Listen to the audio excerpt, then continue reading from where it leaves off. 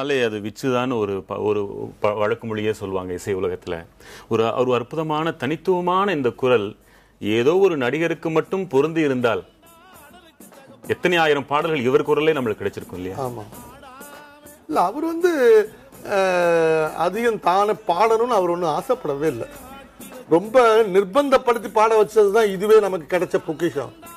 சில பாடல்கள் இவர் பாடியிருக்காருன்னா அவர் கட்டாயப்படுத்தி பாட வச்சாங்க.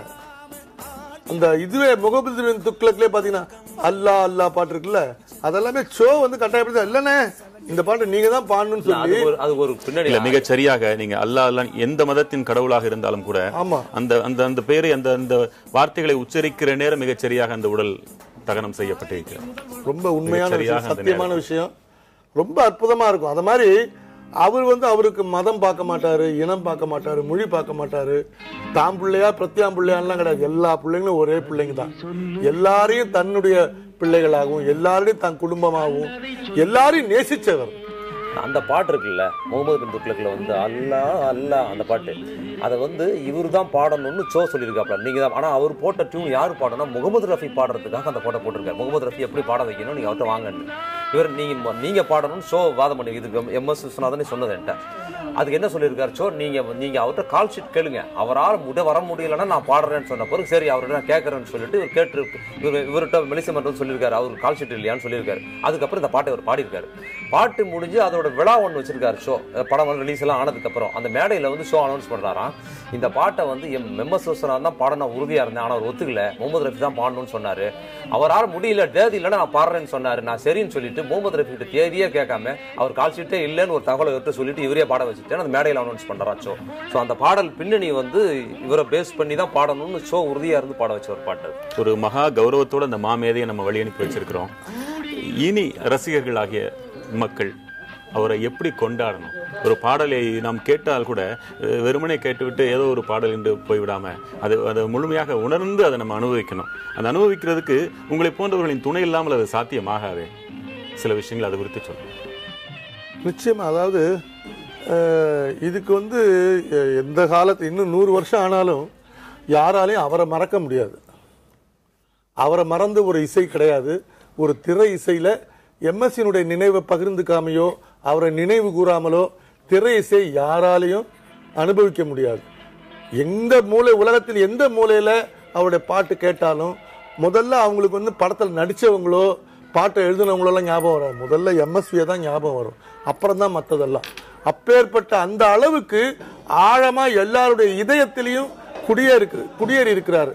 அவர் இன்னைக்கு நம்ம விட்டு மறைஞ்சிட்டாரு, நம்ம விட்டு பிரிஞ்சிட்டாரு அப்படின்னா நாம ஒரு நிகழ்கால நிதர்சனமான உண்மையை வேணா நம்ம சொல்லலாம் தவிர, ஆனா உள் மனசுல நாம நினைக்கிறது என்னன்னா நம்ம யாரையும் விட்டு அவர் விலகல, யாரையும் விட்டு அவர் பிரியல, நம்ம கூட தான் வாழ்ந்துட்டு இருக்கிறாரு. அக்கா வாங்கக்கா, நம்ம கூட தான் வாழ்ந்துட்டு இருக்கிறாரு. என்னைக்கு நாம அவரை மறக்க மாட்டோம். இந்த நினைவு அழியாத வண்ணம் மக்களிடம் இன்றைய தலைமுறைக்கு நம்ம கடமை அந்த நல்ல இசையை இப்ப உள்ள ஜெனரேஷனும் புரிஞ்சு போற்றக்கூடிய அளவுக்கு அவங்களுக்கு அதை கொண்டு போகணும். அதுதான் என்னுடைய ஆசை. இதுக்கு மீடியாக்கள் மிகப்பெரிய பக்கபலமா இருக்கணும். உங்களாலதான் அது முடியும். நாங்க ஊடு ஊடா போய் இந்த பாட்டுல ரொம்ப நல்ல பாட்டுறா அது கேளுங்கன்னு ஒவ்வொரு வீட்லயும் போய் இன்னைக்குள்ள 14-15 வயசு பையன்கிட்டயோ ஒரு பொண்ணுகிட்டயோ இந்த பாட்டை போட்டு காமிக்க முடியாது. ஆனா மீடியாங்கிறது உலக அளவில் இன்னைக்கு வியாபிச்சு போச்சு. நீங்க மட்டும் மனசு வச்சா இந்த அற்புதமான காலத்தால் அழியாத இந்த பாடல்களை இன்னைய ஜெனரேஷனுக்கு ஒண்ணும் இல்லைங்க. இன்னைக்கு எத்தனை பேருக்கு நம்மளுடைய சுதந்திரத்தினுடைய வேல்யூ தெரியும்? சுதந்திரத்துக்காக போராடி உயிர் விட்ட தியாகிகளை எத்தனை பேர் இன்னைக்கு உள்ள பிள்ளைங்களுக்கு, என் பேரன் பேத்திக்கு ஒரு சில பேரை தவிர மற்றதெல்லாம் தெரியலையே. மகாத்மா காந்தியோ நேருவையோ தவிர மற்றபடி யாரையாவது சொன்னாக்கா யார் அவருங்கிறாங்க. அதெல்லாம் நம்ம புரிய வைக்கணும். அதே மாதிரிதான் இதுவும் நமக்கு கடமை. இன்னைக்கு உள்ள ஜெனரேஷனுக்கு இந்த பாடலுடைய வேல்யூஸ் போய் சேரணும். அவருடைய இந்த பெருமை எல்லாருக்கும் தெரிய வரணும். நாங்க கும்பிட்ட மாதிரி அவங்களும் அடுத்த தலைமுறையும் அவரை போற்றி புகழ்ந்து தெய்வமா வணங்கணுங்கிறது என்னுடைய வேண்டுகோள். இது இந்த சேனல் இந்த நிகழ்ச்சியின் மூலமா ரொம்ப பணிவான தெரிஞ்சு. நீங்க என்ன நினைக்கிறீங்க? நம்ம அடுத்து அவருக்கு தொடர்ந்து செய்ய வேண்டிய கௌரவம்னா ரசிகர்கள் எப்படி வரும்? அவர் அவரோட நேர்த்தி, பர்ஃபெக்ஷன் அவரோட மியூசிக்கில் அவரோட இசையில் வந்து நம்ம பார்க்கறதுனா நேர்த்தி, பர்ஃபெக்ஷன், ஒரு ஒழுங்கு.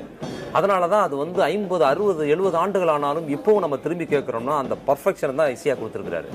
அப்போ அவர் அந்த பர்ஃபெக்ஷனை எவ்வளவு கரெக்டாக கொண்டு வந்தார், தன்னோட கற்பனை வளத்தையும் இந்த பர்ஃபெக்ஷன் இன்ஸ்ட்ருமெண்ட், அதாவது இசை குறிப்புகள் தெரிஞ்ச எல்லாருமே இசை பாடர் ஆக முடியாது. அவங்க பிளேயராக இருக்கலாம், எல்லாம் பண்ணலாம். ஆனாலும் இசை குறிப்புகளை தாண்டி கற்பனைன்னு ஒன்று இருக்கு பார்த்தீங்களா, அதுதான் ஒரு இசையமைப்பாளராக உருவாவதுக்கான காரணம்.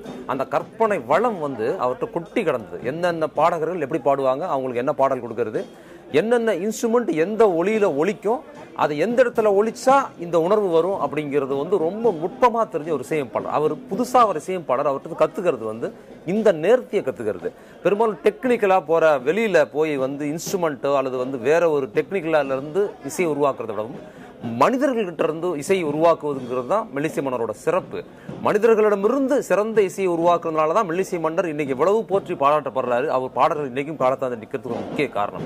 அதனால மனிதர்களின் இசை திறமையை அங்கீகரிப்பதும் சரியான இசை அறிஞர்களை கண்டு அவங்களுக்கு வாய்ப்பு கொடுக்கறதும் அதுதான் இதுக்கான மாற்றா இருக்கும். அதுதான் இசைக்கும் சிறப்பா இருக்கும், அதுதான் ரசிகர்களுக்கும் சிறப்பா இருக்கும். நம்ம மொழிக்கு முக்கியத்துவம் கொடுப்பது. MS விஸ்வநாதன் அவர்களை ஒரு கடவுள் போல அவருடைய மிக பெரும் பக்தையாக திகழ்ந்து கொண்டிருக்கிற ஒரு மாபெரும் பாடகியாக திகழ்ந்து கொண்டிருக்கிற எல்லாரும் ஈஸ்வரி அம்மா வந்திருக்கீங்க. வணக்கம்.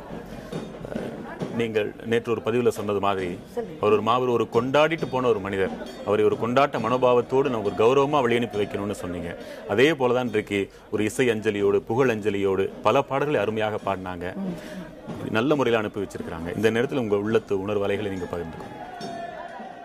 இந்த உணர்வலைகள் என்ன அப்படின்னு சொன்னீங்கன்னாக்கா, இசைனா எம்எஸ்வி, எம்எஸ்வினா இசை. இறக்கும் மனிதர்களும் இரவா பாடல்களும். இறந்து போயிட்டாரு அப்படின்னு சொல்றோம், அவர் இறக்கல, நம்மளோடு வாழ்ந்து கொண்டு இருக்கிறார். இறக்கும் மனிதர்களும் இரவா பாடல்களும் தந்த நமது மேதை, மாமேதை, மகாமேதை இன்னும் நம்ம உள்ளத்தால வாழ்ந்து எப்பவுமே அவரு எத்தனை இந்த ஜெனரேஷன் இல்லை, எத்தனை தலைமுறைகள் வந்தாலும் இந்த புதிய தலைமுறை இப்போ எடுத்துக்கிட்டு இருக்க நீங்க ஒவ்வொரு புதிய தலைமுறையினரும் அவருடைய பாட்டை கேட்டுத்தான் வளரும், வாழும். வேற யாருமே அதுக்கு ஈடு செய்ய முடியாது. அந்த பெருமை வந்து நம்ம சகாப்தம் கண்ட மெல்லிசை மன்னர் அவர்களைத்தான் சார். முன்னும் பின்னும் எத்தனையோ இசையமைப்பாளர்களை பார்க்கிறோம். ரொம்ப சிறப்பம்சமா உணர்றது என்ன நீங்க? MSV அவர்கள் இசையில சிறப்புன்னு உணர்றது என்ன நீங்க? சிறப்புனா அவர் வந்து தாய்மை பக்தி ரொம்ப ஜாஸ்தி. தாய் பக்தி அவருக்கு ரொம்ப ரொம்ப ஜாஸ்தி. எங்க போனாலும் அவர் அம்மாவை கும்பிடாம போகவே மாட்டார். அவருடைய அம்மா தான் அவருக்கு எல்லாமே. அதனால அவரோட பாடல்கள் ஒவ்வொன்றுலையும் தாய் பாசம் மிகுந்து தான் இருக்கும். எந்த ஒரு மியூசிக்கை தொட்டாலும் அது ஒரு கிராமிய மெட்டாக இருந்தாலும் இல்லை ஆங்கில சாயல் உள்ள மெட்டாக இருந்தாலும் தாய் பாசத்தை கலந்த, அதாவது தாய்னா நம்ம அம்மா, அவரை வணங்குறது அவங்க அம்மாவை, அதை விட அவர் நேசிக்கிறது அந்த இசை என்னும் தாயை. இசை என்னும் தாயை அவர் நேசிக்கும் போது அந்த தாய் அவர் கூடயே வளர்ந்துக்கிட்டே வரா. அவர் வந்து இன்னும் வளர்ந்துக்கிட்டு தான் இருக்கிறார தவிர அவர் அழிவதில்லை. காலத்தால் அவர் அழியவே இல்லை. அவருக்கு இசை அஞ்சலியாக நீங்க செலுத்த விரும்பினா எந்த பாடலை நீங்க சொல்வீங்க? ஒரு 2 வரி. வீடு வரை உறவு, வீதி வரை மனைவி, காடு வரை பிள்ளை, கடைசி வரை யாரோ அப்படின்னு அன்னைக்கு போட்டாரு. இந்த பாட்டை போடும்போது அதுல வர ஒரு ஹம்மிங் வரும். ஆரிரோ ஆரிரோ ஆரிரோ ஆரிரோ ஆரிரோ ஆரிரோ ஆரிரோ ஆரிரோ ஆரிரோ ஆரிரோ. இந்த ஹம்மிங் போடுறதுக்கு 20 நாள் ஆச்சு. பாட்டு கம்போஸ் பண்ணிட்டாரு. இந்த ஹம்மிங்க்கு நூடால இந்த ஹம்மிங் வரணும். இதுக்காக 20 நாள் மண்டையை போட்டு பிச்சுக்கிட்டாரு. டேக்கன் ரெக்கார்டிங்கும் போயிட்டோம்.